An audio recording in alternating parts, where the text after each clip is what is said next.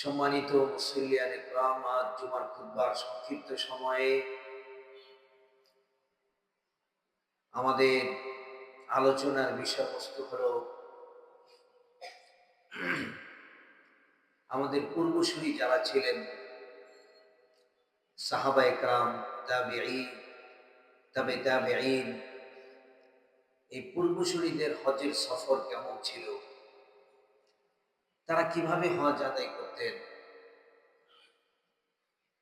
তারা প্রত্যেকটা আমল কিভাবে করতেন, তাদের মন মানসিকতা কেমন ছিল, হজের সফরে তাদের আদব এবং আখলাক কেমন ছিল,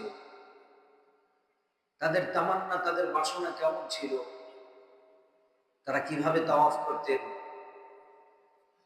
কিভাবে হাজরে আসওয়াদের কাছে যেতেন, প্রেমময় এই ইবাদতটি ওনারা কিভাবে আদায় করতেন, ও কৈফে আরাফা, আরাফার ময়দানের অবস্থান তারা কিভাবে করতেন, অর্থাৎ পূর্বসূরীদের জীবনী থেকে একটি ঝলক আমরা আপনাদের সামনে আজকে পেশ করব, যাতে আমাদের মধ্যে উদ্বুদ্ধতা তৈরি হয় ওনাদের মতো হওয়ার জন্য, ওনাদের মতো আমল করার জন্য। আল্লাহ তাআলা আমাদের সকলকে কবুল করেন, সকলে পড়ি আমিন। মুহতারাম মুসল্লিয়ান ইকরাম, হজের ইবাদতটি, হজের সফরটি হলো একটি প্রেমময় ইবাদত, আশিকানা ইবাদত, যার কারণে দেখা যায় ইসলামের অন্যান্য স্তম্ভ রয়েছে, নামাজ, রোজা, যাকাত, এই সমস্ত বিষয়গুলোর জন্য কোনো স্থান নির্দিষ্ট নেই, যে কোনো জায়গায় যে কেউ আদায় করে আদায় হয়ে যায়। কোনো পোশাকও নির্দিষ্ট নেই, কোনো বাক্যও নির্দিষ্ট নেই, যেখান থেকে ইচ্ছে সেখান থেকে সে পড়বে, যেখানে ইচ্ছে সেখানে বসে সে আদায় করবে। আল্লাহ পাক বলেন, ব্যতিক্রমী একটি ইবাদত হলো হজ্জে বাইতুল্লাহ, এমন একটি ইবাদত যে ইবাদতটি আমার সাথে প্রেমের একটি বহিঃপ্রকাশ। আশিক পাগল হয়ে ছুটে আসবে আমার দিকে, এই জন্য আমি আল্লাহ নির্বাচন করবো তোমার পোশাকটা কেমন হবে। সুবহানাল্লাহ। তোমার সকল পোশাক তুমি খুলে ফেলো, আমি আল্লাহর পছন্দনীয় পোশাক তুমি পরিধান করবে। এমনকি তোমার পায়ের জুতা স্যান্ডেলটাও তোমার পছন্দ অনুযায়ী হতে পারবে না, এটাও হতে হবে আল্লাহর পছন্দ অনুযায়ী, যেন কিছু ঢেকে না থাকে। যা ইচ্ছা তা তুমি বলতে পারবে না, তোমার মুখের বাক্যগুলো হবে আমি আল্লাহর পছন্দ অনুযায়ী। লাব্বাইক আল্লাহুম্মা লাব্বাইক, লাব্বাইক লা শারীকা লাক। হজের প্রত্যেকটি ইবাদত আল্লাহর পছন্দনীয় ইবাদত। তুমি ইচ্ছা করলে এখন যা ইচ্ছা তা করতে পারবে না, এই সময় তোমাকে এই ইবাদতটাই করতে হবে, অমুক স্থানে গিয়েই করতে হবে। প্রত্যেকটি দিক নির্দেশনা আল্লাহ রাব্বুল আলামিনের পছন্দ। এই জন্য এই প্রেমময় ইবাদতটি কোনো ব্যক্তি যদি করে, তাহলে আল্লাহ তাআলা বলেন, আমি তার প্রতি কদমে কদমে গুনাহ মাফ করে দেই এবং তার প্রতি কদমে কদমে আমি আল্লাহ জান্নাতের দরজা বুলন্দ করে দেই। মুহতারাম উপস্থিতি, আমাদের তাবেঈ যারা ছিলেন, আমাদের সালাফগণ যারা ছিলেন, পূর্বসূরীরা, তারা মনে করতে তিনটি কাজের কোন একটি কাজ যদি আমার জীবনের শেষ কাজ হয় তাহলেই আমি জান্নাতি। আমাদের সালাফগণ মনে করতেন তিনটি কাজ এমন আছে যে তিনটি কাজের মধ্যে কোন একটা কাজ যদি আমার জীবনের শেষ কাজ হয় তাহলে জান্নাত নিশ্চিত। এক নম্বর হলো মান সামা ওয়া মাতা বা'দা ইনকিযাইশ শাহর। কোন ব্যক্তি পুরো রমজান মাস সিয়াম পালন করলো, রমজান মাস শেষ লোকটি মারা গেল, তাহলে আমাদের সালাফগণ বলেন এই সিয়ামটা তার জীবনের শেষ আমল হওয়ার কারণে এই লোককে আল্লাহ জান্নাত দান করবে।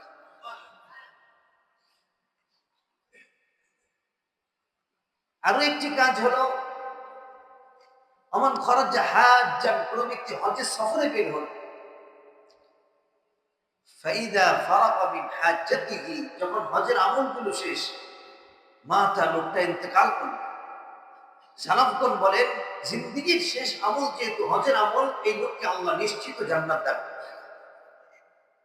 হজের সফর জিন্দেগীর শেষ সফর, হজের আমল জিন্দেগীর শেষ আমল।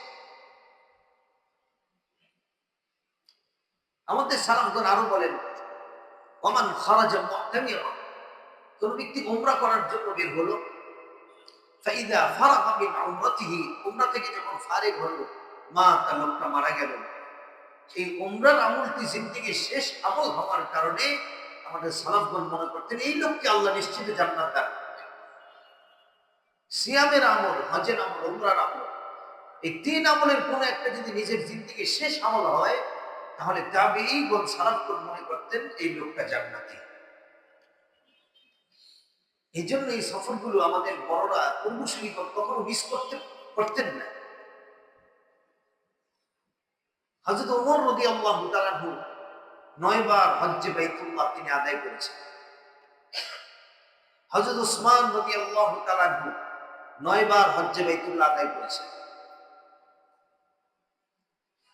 ঠিক তেমনি ভাবে আমাদের ইমামে আযম আবু হানিফা রাহিমাহুল্লাহু তাআলা, আমাদের মাযহাবের ইমাম, বিখ্যাত ইমাম, ইমামে আযম আবু হানিফা আলাইহি রাহমা, তিনি তার জীবদ্দশায় তিনি তার জীবনে 55 বার হজ্জে বাইতুল্লাহ আদায় করেছেন। পূর্বসূরীগণ কেমন ছিলেন আপনি একটু চিন্তা করেন। আমরা তো হয়তো যাই না, না হয় একবার কোন রকম গেছি, আর যাওয়ার কোন পরিকল্পনা চিন্তা ভাবনা মনের মধ্যে নেই। 55 বার হজ আদায় করেছেন। ইমাম আহমদ ইবনে হাম্বল রাহিমাহুল্লাহ তাআলা, হাম্বলি মাযহাবের অন্যতম ইমাম, লক্ষ লক্ষ হাদিসের হাফেজ, তিনি তার জীবদ্দশায় 5 বার হজ্জে বাইতুল্লাহ আদায় করেছেন। বিখ্যাত একজন তাবেঈ আসওয়াদ ইবনে ইয়াজিদ আন-নাখাঈ, তিনি ইরাকের, তিনি কুফার গভর্নর ছিলেন। এই কুফা থেকে মক্কা পর্যন্ত প্রায় 1861 কিলোমিটার, প্রায় 2000 কিলোমিটারের কাছাকাছি। আসওয়াদ ইবনে ইয়াজিদ আন-নাখাঈ সেই কুফা থেকে মক্কায় সফর করে তিনি তার জীবদ্দশায় 80 বার হজ আদায় করেছেন। তার জীবনীতে লেখা আছে আসওয়াদ ইবনে ইয়াজিদ আন-নাখাঈ 2000 কিলোমিটার পথ পাড়ি দিয়ে তিনি তার জীবদ্দশায় 80 বার হজ আদায় করেছেন। 100 বছরের মতো হায়াত পেয়েছে। তার মানে তার 20 বছর বয়স থেকে হজ আদায় করা শুরু করেছে। কোন বছর তিনি মিস দেননি। তাও কত কষ্ট করে সফর করে তিনি ওইখানে যাইতেন। হজ এবং উমরার সফর একসাথে। আসওয়াদ আন-নাখাঈর জীবনে হজ এবং উমরার সফর একসাথে মিলাইলে কিতাবের মধ্যে লেখা আছে প্রায় 80 বার তিনি হজ এবং উমরার সফর করেছেন। বর্ণনা এরকম ছিল। মুহতারাম উপস্থিতি, এই হলো ইমাম আসওয়াদ আন-নাখাঈ, তার জীবদ্দশায় হজ এবং উমরার সফর করেছেন প্রায় 80 বার। ওনার ছেলে কেমন ছিল? ওনার ছেলে ছিল আরেকজন বিখ্যাত মুহাদ্দিস। ওনার ছেলে আব্দুর রহমান আসওয়াদ রাহিমাহুল্লাহ তাআলা, তিনি তার জীবদ্দশায়, বাবা যেহেতু হজ এবং উমরা 80 বার করেছেন, তিনি হজ এবং উমরার সফর প্রায় 60 বার আদায় করেছেন। আব্দুর রহমান আল আসওয়াদ রাহিমাহুল্লাহ, পূর্বসূরীদের হজের কাহিনী দেখেন। এই কথাগুলো রাওয়াহু ইবনে আবি শাইবা, ইবনে আবি শাইবা নামক কিতাবের মধ্যে বর্ণিত আছে। আল্লামা ইমাম ইবনে কাসির রাহিমাহুল্লাহ তাআলা তার কিতাবের মধ্যে বর্ণনা করেন, অন্যতম বিখ্যাত একজন তাবেঈ ছিলেন, তার নাম আতা ইবনে রবাহ। হযরত ইমাম আতা ইবনে রবাহ রাহিমাহুল্লাহ তাআলার আলোচনা তিনি করেছেন। এই ইমাম আতা ইবনে রবাহ হযরত আয়েশা রাদিয়াল্লাহু তাআলা আনহা থেকে হাদিস বর্ণনা করেছেন, উম্মে সালামা থেকে হাদিস বর্ণনা করেছেন, হযরত হাফসা রাদিয়াল্লাহু তাআলা থেকে হাদিস বর্ণনা করেছেন। বড় বড় সাহাবীদেরকে তিনি পেয়েছেন। আতা ইবনে আবি রবাহ তার আলোচনা করতে গিয়ে বলেন, তিনি 100 বছর হায়াতে তিনি তার জীবদ্দশায় প্রায় 70 বার হজ এবং উমরা সফর করেছেন। আতা ইবনে আবি রবাহ প্রায় 70 বার। চিন্তা ছিল ওই একটাই, যদি আমার এই সফরটি হয় জিন্দেগির শেষ সফর, তাহলে তো আমি জান্নাতে যাব। এই জন্য বারংবার ওনারা সফর করেছেন। কেউ 55, কেউ 70, কেউ 60, কেউ 85, এরকম বড়দের জীবদ্দশায় পাওয়া যায়। ওনারা বসে থাকেননি, বারবার এবং হজ এবং উমরা সফর করেছেন, বারবার করেছেন, আল্লাহর দরবারে হাজিরা দিয়েছেন। মোহতারাম উপস্থিতি, আসুন আমরা দেখি আমাদের সাহাবীদের মন মানসিকতা কেমন ছিল। এক ব্যক্তি, বিখ্যাত একজন সাহাবী হযরত আবু মুসা আশআরী রাদিয়াল্লাহু তাআলার কাছে আসলেন। এসে জিজ্ঞাসা করলেন, হে আল্লাহর নবীর সাহাবী, ইন্নী কুনতু উদাইমুল হজ্জ, আমি প্রত্যেক বছর হজের সফর করতাম, উমরার সফর করতাম, প্রত্যেক বছর হজ অথবা উমরায় যেতাম নিয়মিত। অকদ দাউফতু ওয়া কাবুরতু, আমি দুর্বল হয়ে গেছি, বৃদ্ধ হয়ে গেছি, দুর্বল হয়ে গেছি, এখন আর যেতে পারি না। ফাহাল মিন শাইইন ইয়াদিলুল হজ্জ, হে আবু মুসা আশআরী, এমন একটা আমল বলে দেন যে আমলটা করলে আল্লাহ তাআলা হজের সমপরিমাণ সওয়াব দান করবেন। হজের সমপরিমাণ একটা আমল বলে দেন আমাকে, আমি তো এখন যেতে পারি না। হযরত আবু মুসা আশআরী রাদিয়াল্লাহু তাআলা তিনি বললেন, হাল তাস্তাতিউ আন তু'তিকা 70 গুলামান মিন জুলদি ইসমাঈল, পুরা পৃথিবীর মধ্যে সর্বশ্রেষ্ঠ একটি বংশ হলো মুহাম্মদুর রাসূলুল্লাহ সাল্লাল্লাহু আলাইহি সাল্লাম যে বংশে জন্মগ্রহণ করেছেন, হযরত ইসমাঈল আলাইহিস সালাতু ওয়াস সালামের বংশ হলো সর্বশ্রেষ্ঠ বংশ। আবু মুসা আশআরী বলছেন, তুমি কি সক্ষম যে পৃথিবীর সর্বশ্রেষ্ঠ বংশ ইসমাঈল আলাইহিস সালাতু ওয়াস সালামের বংশের 70টা গোলাম আযাদ করতে তুমি কি সক্ষম? মানে বর্তমান সময়ে প্রায় কোটি কোটি কোটি কোটি টাকা 70টা গোলাম আযাদ করা তৎকালীন সময়ে বিশাল অর্থের প্রয়োজন। তুমি কি সক্ষম? না, সক্ষম না। তাহলে কিভাবে তুমি এমন আমল কল্পনা করতে পারো যে আমলটা হজের সমপরিমাণ হতে পারে? হজের সমপরিমাণ কোনো আমলই নেই যে আমলে আল্লাহ তাআলা তোমাকে 70টি গোলাম আযাদ করার সমপরিমাণ সব তোমার আমল নামায় আল্লাহ তাআলা দেবেন। এই সমপরিমাণ কোনো আমল হতে পারে? আবু মুসা আশআরী বললেন, লা ইদ্দা লাহু, এর মধ্যে কোনো ইবাদত নাই এরকম হজের সমপরিমাণ হতে পারে। মুসান্নিফ ইবনে আবি শায়বা বলতে আছে, কাজে এটা একমাত্র হতে পারে তুমি রব্বে কাবার দরবারে গিয়ে যদি শরীক হতে পারো, শামিল হতে পারো, তাহলেই কেবল সেটার হক আদায়। একজন বিখ্যাত তাবেঈ ছিলেন, তার নাম ইমাম তাউস রাহিমাহুল্লাহ তাআলা। হাদিসের মধ্যে সনদ আসছে আন মুজাহিদিন আন তাউসিন আন ইবনে আব্বাস। ইবনে আব্বাস, আব্দুল্লাহ ইবনে আব্বাস রাদিয়াল্লাহু তাআলার ছাত্র, বিখ্যাত সাহাবী আব্দুল্লাহ ইবনে আব্বাস রাদিয়াল্লাহু তাআলার ছাত্র হযরত ইমাম তাউস রাহিমাহুল্লাহ তাআলা ওনার থেকে হাদিস বর্ণনা করেছেন। উনি একজন বিরাট বড় ফকীহ ছিলেন, ইসলামী আইন শাস্ত্রের একজন বিরাট পণ্ডিত ছিলেন আল্লামা তাউস রাহিমাহুল্লাহ। ওনাকে একজন এসে জিজ্ঞাসা করলো একদিন, হুজুর, আল হাজ্জু বা'দাল ফরিজাতি আফজালু আম সাদাকাতু। অনেকে আমাকে বলে, আরে ভাই একবার তো হজ করেছেন, এখন যেই টাকা দিয়ে হজে যাবেন এই টাকাটা দান করেন, সদকা করেন, বেশি সওয়াব হবে। একবার হজ করার পরে আবার পুনরায় হজে যাওয়া উত্তম নাকি সদকা করা উত্তম? ওনার কাছে এই প্রশ্ন করা হয়েছে।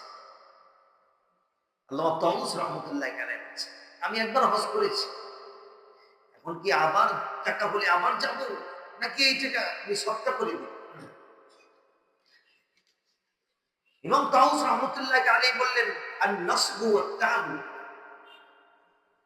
হজের সফরে ক্লান্ত হয়ে যাওয়া, আত-তাওয়াফু বিল বাইত, বাইতুল্লাহ শরীফ তাওয়াফ করা, আস-সালাতু আমাম আল-কাবা, কাবার সামনে দাঁড়িয়ে নামাজ আদায় করা, والوقوف بعرفة আরাফার ময়দানে জোহরের পর থেকে মাগরিব পর্যন্ত বসে বসে অবস্থান করা, জামা আল হাজারাত পাথর কুড়ানো, রমিউল জামারাত শয়তানকে পাথর মারা, ওয়াল বুকাউ ফিল মিনা মিনায় গিয়ে ক্রন্দন করা, ওয়াদ দুআউ ফি মুজদালিফা মুজদালিফায় গিয়ে দোয়া করা। ফাইনা সাদাকাতু কিসের সাথে তুমি কোন জিনিসকে মিলাও? তুমি 1000 কোটি টাকা সদকা করলেও তো এই সমস্ত জিনিসের সমপরিমাণ সওয়াব তুমি লাভ করতে পারবে না। বিদায় সদকা ভিন্ন জিনিস, তোমার হজ্জে বাইতুল্লাহ, তোমার উমরা ভিন্ন জিনিস।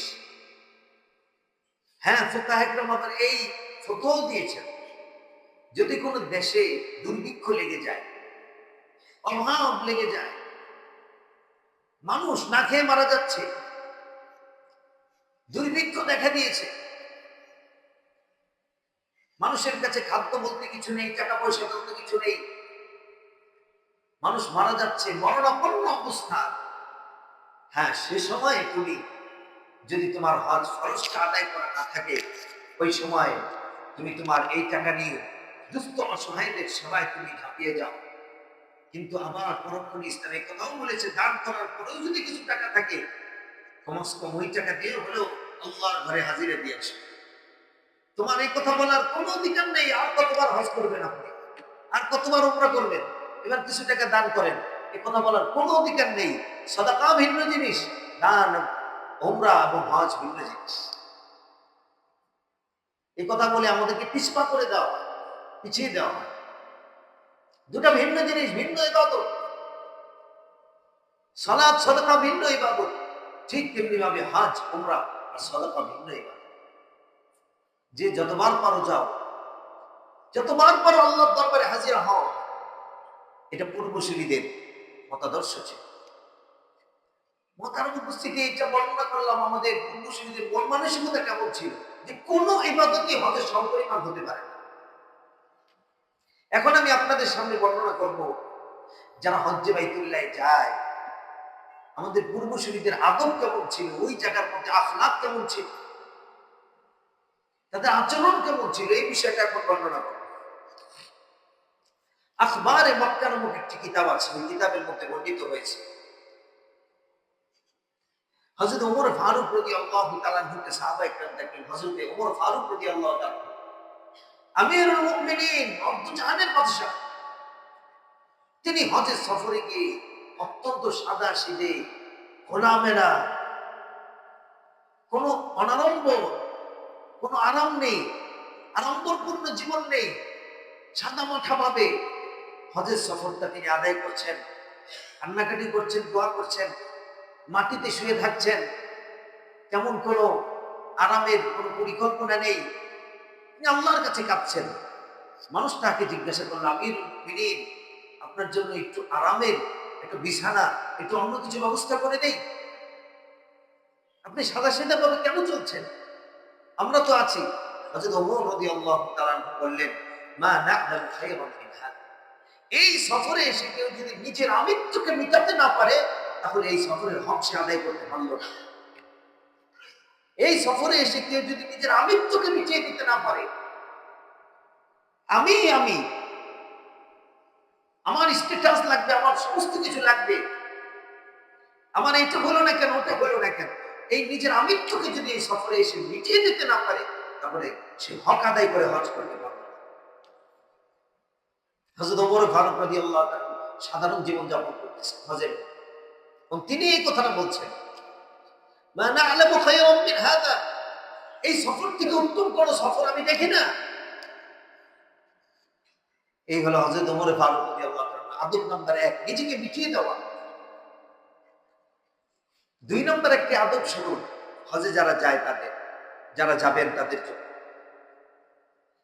বিখ্যাত একজন তাবিঈ হযরত মুজাহিদ রাহমাতুল্লাহি আলাইহি, তিনি আব্দুল্লাহ ইবনে ওমর রাদিয়াল্লাহু তাআলার সরাসরি ছাত্র।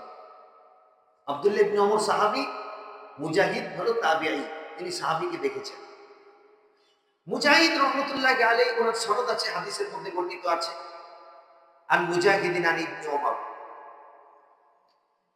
বিশাল বড় ইসলামী আইন শাস্ত্রের পণ্ডিত ইমাম ইমাম মুজাহিদ রাহিমাহুল্লাহ তাআলা, অনেক বড় মাপের আলেম, অনেক বড় দর্শন, কোরআন এবং হাদিসের জ্ঞান তার আছে। একবার তিনি চিন্তা করছেন, আমি একজন নেককার মানুষের সাথে হজের সফরে যেতে চাই। উনি খুঁজে বের করলেন ওনার ওস্তাদ কখন যায়। হঠাৎ করে দেখতে পেলেন হযরত আব্দুল্লাহ ইবনে ওমর রাদিয়াল্লাহু তাআলা আনহু হজের সফরের জন্য প্রস্তুতি নিচ্ছেন। হযরত মুজাহিদ রাহমাতুল্লাহি আলাইহি বললেন, ঠিক আছে, আমার ওস্তাদ আব্দুল্লাহ ইবনে ওমর রাদিয়াল্লাহু তাআলা, ওমর রাদিয়াল্লাহু তাআলার ছেলে, উনি যেহেতু যাবেন, আমি নেককার মানুষের সাথে একটি হজের সফর করতে চাই, আমি ওনার সাথে যাব। আমার উদ্দেশ্য হলো দুইটা, একটি হলো আল্লাহর নবী সাহাবীর সাথে আব্দুল্লাহ ইবনে ওমরের সাথে থেকে থেকে হজটাকে সঠিকভাবে আদায় করব, আর দ্বিতীয় নম্বর আরেকটা হলো হজের সফরে আমি হুজুরের আব্দুল্লাহ ইবনে ওমর রাদিয়াল্লাহু তাআলা একটু খেদমত করব, আমি আল্লাহর নবী সাহাবীর খেদমত করব। এই দুটি উদ্দেশ্য, হজ যাতে সঠিকভাবে আদায় হয় এবং যেন খেদমত করতে পারে। হযরত মুজাহিদ রাহমাতুল্লাহি আলাইহি তিনি নিজে বর্ণনা করছেন, আল্লাহু আকবার, আমি কি খেদমত করব, রাতের বেলা উঠে দেখি আব্দুল্লাহ ইবনে ওমর রাদিয়াল্লাহু তাআলা তিনি সবার আগে আগে উঠে সবার পায়ের কাছে পানি এনে রাখছেন ওযু করার জন্য। কেউ একটু ইস্তেঞ্জা গেছে, তো আব্দুল্লাহ ইবনে ওমর ওই সময় নিচে ওই হাজী সাহেবের বেড গুছানো শুরু করেছে। আপনাকে খেদমত করবো সারা সফরে আব্দুল্লাহ ইবনে ওমর রাদিয়াল্লাহু তাআলা হাজী ভাইদের খেদমত করা আরম্ভ করছে। সুবহানাল্লাহ, সবার খেদমত করতেছে উনি, অথচ উনি সুপার পাওয়ার, তৎকালীন সময়ের বাদশাহ অর্থজাহানের যিনি প্রেসিডেন্ট ছিলেন ওমর রাদিয়াল্লাহু তাআলার সন্তান প্রিন্স আব্দুল্লাহ ইবনে ওমর হজের সফরে যাওয়ার পর নিজের আমিত্বকে মিটিয়ে দিয়ে সবার তিনি খাদেম হয়ে গেছে। কেউ ওনার খেদমত করতে পারে না। উনি ঘুমের ঘরে সবার পানি এনে দেয়, বেডিংটা ঘুষায় দেয়, সবকিছু উনি নিজে করতেছেন। এটা আদব, নিজেকে মিটিয়ে দেওয়া, হাজী ভাইদের খেদমত করা। কোন হাজির হজ কবুল হয়ে যায় এবং তার খেদমতের উসিলে আল্লাহ যদি আমার হজটাকে কবুল করে। সুবহানাল্লাহ, এগুলা এগুলা পূর্বসূরীদের আখলাক ছিল, আদব ছিল। মুহতারাম উপস্থিতি, আরো একজন আমাদের পূর্বসূরীর কথা আপনাকে শোনাই। ওনার নাম হলো আব্দুল্লাহ ইবনে মুবারক রাহিমাহুল্লাহ তাআলা। হযরত আব্দুল্লাহ ইবনে মুবারক বিখ্যাত একজন মুহাদ্দিস ছিলেন, তাবিঈ ছিলেন, মুহাদ্দিস, অনেক বড় হাদিসের উস্তাদ। উনি হজে যাওয়ার আগে ঘোষণা করতেন, ভাই আমি এবছর হজে যাবো, কারা কারা যাবেন আমার সাথে, টাকা জমা দেন। সবাই ওনার কাছে টাকা জমা দিত। উনি সব টাকাগুলো একটা বাক্সের মধ্যে রেখে দিতেন, রেখে এবার সকলকে হজে নিয়ে যেতেন। যাওয়ার পর সকলকে ইচ্ছা মতো তিনি খাবার খাওয়াতেন, যা লাগতো সব কিনে দিতেন। আসার সময় আবার হাদিয়া কিনে দিতেন, খেজুর কিনে দিতেন। সব কিছু দেওয়ার পর যখন সবাই ফিরে আসতো দেশে, সকলকে দাওয়াত দিয়ে ভালো করে খাবার দাবার দিতেন। এরপরে ওই বাক্স থেকে খুলে সকলের টাকাটা আবার ফেরত দিয়ে দিতেন। সুবহানাল্লাহ, আশ্চর্য বিষয়। আব্দুল্লাহ ইবনে মুবারক রাহিমাহুল্লাহ তাআলা এত বড় ধনী একজন ব্যক্তি ছিলেন। উনি বলতেন যে আমি তো হজের সফরে যা খরচ করেছি আপনাদের খেদমতের জন্য খরচ করেছি, আপনাদের টাকা নিয়ে আমি আব্দুল্লাহ ইবনে মুবারক বড়লোক হতে চাই। সুবহানাল্লাহ, সবার টাকা ফেরত দিয়ে দিন এবং বলতেন আমি যা খরচ করেছি আপনাদেরকে নিয়ে গেছি সব আমি আপনাদের খেদমতের জন্য করেছি। কি পরিমাণ নাজাতের জন্য ওনারা চেষ্টা করতেন যে আমি একজনকে হজ করাচ্ছি, এটা আমার নাজাতের জড়িয়ে হয়ে যাবে। আব্দুল্লাহ ইবনে মুবারক রাহিমাহুল্লাহ তাআলা দেশে আসার পর আবার সকলকে টাকাগুলো ফেরত দিয়ে দিতেন। নেন, আপনাদের টাকা দিয়ে আমি ব্যবসা করে বড়লোক হইতে চাই। মুহতারাম উপস্থিতি, এই ছিল ওনাদের আদব, এই ছিল ওনাদের আখলাক। তৃতীয় নম্বর আসুন আমরা একটু দেখি যে আমাদের পূর্বসূরীগণ আরাফা, মুজদালিফা, মিনায় ওনারা কি করতেন। বিখ্যাত একজন সাহাবী হযরত আব্দুল্লাহ ইবনে শিখীর রাদিয়াল্লাহু তাআলা। হযরত আব্দুল্লাহ ইবনে শিখীর রাদিয়াল্লাহু তাআলা আনহু আরাফার ময়দানে কাঁদছেন আর তিনি দোয়া করছেন, আল্লাহুম্মা লা তারুদ্দ আহলাল মাওকিফ মিন আজলি। আল্লাহ, আমি গুনাহগারের কারণে আজকে আরাফায় যারা আছে তাদের দোয়াকে আপনি ফিরিয়ে দিয়েন না। আমি গুনাহগারের কারণে সকল আরাফার বাসীর দোয়াকে আপনি ফিরিয়ে দিয়েন না। আল্লাহ, আমি গুনাহগার, আমার কারণে আপনার এই স্থানের ইজ্জত নষ্ট হচ্ছে, কিন্তু আল্লাহ তাই বলে আমার কারণে আপনি কাউকে মাহরুম করবেন না। উনি এইভাবে দোয়া করতেন, নিজেকে দোষারোপ করে দোয়া করতেন। যতক্ষণ পর্যন্ত আরাফায় অবস্থান, ততক্ষণ লম্বা চূড়া দোয়া করতেন আব্দুল্লাহ ইবনে শিখী। আর আমরা কি করি?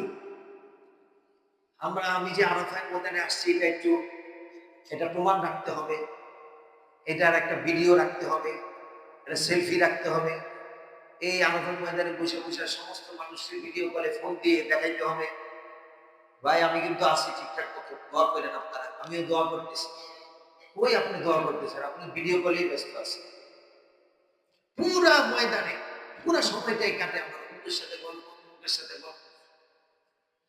অথচ এই আব্দুল্লাহ ইবনে শিখীর আল্লাহর নবীর সাহাবী কাঁদতেছেন আর বলতেছেন, আল্লাহ, আমার কারণে আজকে আপনি আহলে যারা মাওকিফ আরাফায় অবস্থানকারী তাদেরকে আপনি ফিরাই দিয়েন না। আল্লাহ, আমাকে আমার গুনাহ মাফ করে দেন, আমার কারণে সকলকে মাহরুম করবেন। হযরত সুফিয়ান সাউরি রাহিমাহুল্লাহ তাআলা বিখ্যাত একজন মুহাদ্দিস, উনি ওনার উস্তাদের কাছে গেছেন আব্দুল্লাহ ইবনে মুবারক রাহিমাহুল্লাহ তাআলা কি করেন দেখার জন্য, যে আরাফার ময়দানে উনি কি আমল করেন। যে দেখেন আব্দুল্লাহ ইবনে মুবারক রাহিমাহুল্লাহ তাআলা হাঁটু গেড়ে মাথা নিচের দিকে দিয়ে এমন কান্না কাঁদতেছেন আরাফার ময়দানে, আর আল্লাহর কাছে দোয়া করতেছেন হাঁটুগুলো নিচের দিকে দিয়ে। সুফিয়ান সাউরি বলেন, আমি তখন তাকে জিজ্ঞাসা করলাম, মুস্তাফজি, আজকের এই আরাফার ময়দানে সবচেয়ে হতভাগা কে? আব্দুল্লাহ ইবনে মুবারক রাহিমাহুল্লাহ তাআলা বললেন, যে ব্যক্তি মনে করবে আরাফার ময়দানে আসার পর আল্লাহ মনে হয় আমাকে মাফ করেন নাই, সে হলো সবচেয়ে বেশি হতভাগা। কেননা আল্লাহ তাদেরকে আরাফার ময়দানে আনেন যাদেরকে আল্লাহ মাফ করতে চান। সুবহানাল্লাহ, সুবহানাল্লাহ। কাজে এই কথা যে মনে করবে আমাকে মনে হয় মাফ করে নাই, সে হতভাগা সবচেয়ে বেশি। কারণ আল্লাহ তাআলা আরাফার অবস্থানের মাধ্যমে আল্লাহ তাআলা মাফ করে দেন। হযরত ওমর রাদিয়াল্লাহু তাআলা, আমরা জমজমের পানি খাই কিভাবে? একটু ঠান্ডা লাগছে, একটু গরম লাগছে, খেয়ে নেই, একটু ক্লান্তি লাগতেছে, একটু জমজমের পানি খেয়ে নেই, কোনো অনুমতি নেই।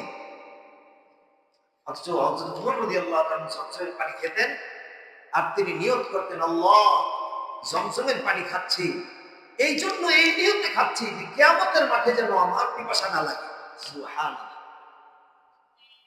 উনি দোয়া করতেন, আল্লাহুম্মা ইন্নী আসআলুকা ইলমান নাফিআন, আল্লাহ, আমি উপকারী ইলম জ্ঞান চাচ্ছি, ওয়া রিজকান তাইয়িবান, এবং হালাল রিজিক চাচ্ছি এই জমজমের পানির মাধ্যমে, ওয়া আমালান মুতাকাব্বালান, এই পানি খাওয়ার পর এমন জজবা যেন তৈরি হয় যে জজবার দ্বারা আমি কবুল আমল করতে পারবো। শিফাআম মিন কুল্লি দা, আল্লাহ সমস্ত রোগের ঔষধ আমার জন্য জমজমের পানিটাকে আপনি বানায় দেন। জমজমের পানি খাওয়ার সময় একটা অনুমতি নিয়ে ওনারা খাইতেন। হযরত ওমর রাদিয়াল্লাহু তাআলা। মুহতারাম উপস্থিতি, আমাদের পূর্বসূরীদের ইহরামের হালত কেমন ছিল? ইহরাম, আমাদের পূর্বসূরীগণ যখন ইহরাম বাঁধতেন, ইহরামের কাপড় পরতেন, হযরত আনাস রাদিয়াল্লাহু তাআলা একটা কথা শুনাই।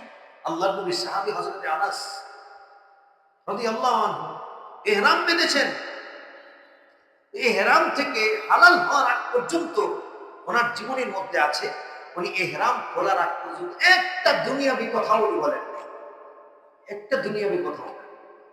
খাবার দাবার লাগবে তাও উনি আওয়াজ করেন, অন্যভাবে বুঝিয়েছেন, না জানি কোন কথা বের হয়ে যায় আর আমার ইহরামটা নষ্ট হয়ে যায়।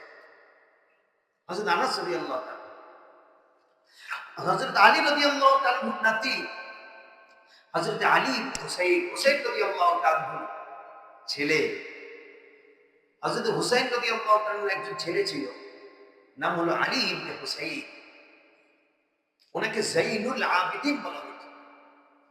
জাইনুল আবিদিন মানে হলো যারা আবেদ, বেশি ইবাদতকারী, তাদের মধ্যে উনি হলেন শ্রেষ্ঠ জয়নুল আবেদিন। ওনার জীবনীর মধ্যে লেখা আছে জয়নুল আবেদিন প্রত্যেক দিন আল্লাহ তাআলাকে রাজি খুশি করার জন্য, আল্লাহ তাআলার সন্তুষ্টির জন্য প্রত্যেক দিন কমপক্ষে তার 500 রাকাত নফল নামাজই ছিল শুরু, প্রত্যেক দিন আল্লাহকে রাজি খুশি করার প্রতিদিন।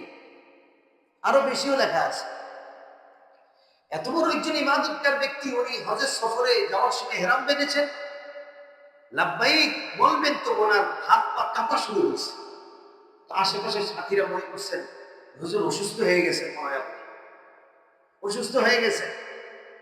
উনি বলেন যে না, আমি অসুস্থ হইনি, আমি এর জন্য কাঁপতেছি যে আমি এখান থেকে লাব্বাইক বলছি, আর আসমান থেকে আসমানের রব যদি বলে না লাব্বাইক, তোমার লাব্বাইকের কোনো দরকার নাই, এই জন্য আল্লাহ যদি আমার লাব্বাইককে কবুল না করে, এই জন্য আমি কাঁদতেছি। আমি যদি বলি লাব্বাইক আর আল্লাহ যদি বলে লা লাব্বাইক ওয়ালা সাদিক, তোমার কোনো লাব্বাইক আমার দরবারে কবুল না, তুমি নাফরমান গুনাহগার, এই কথাটা যদি আল্লাহ বলে দেয়, এই জন্য আমার হাত পা কাঁপতেছে।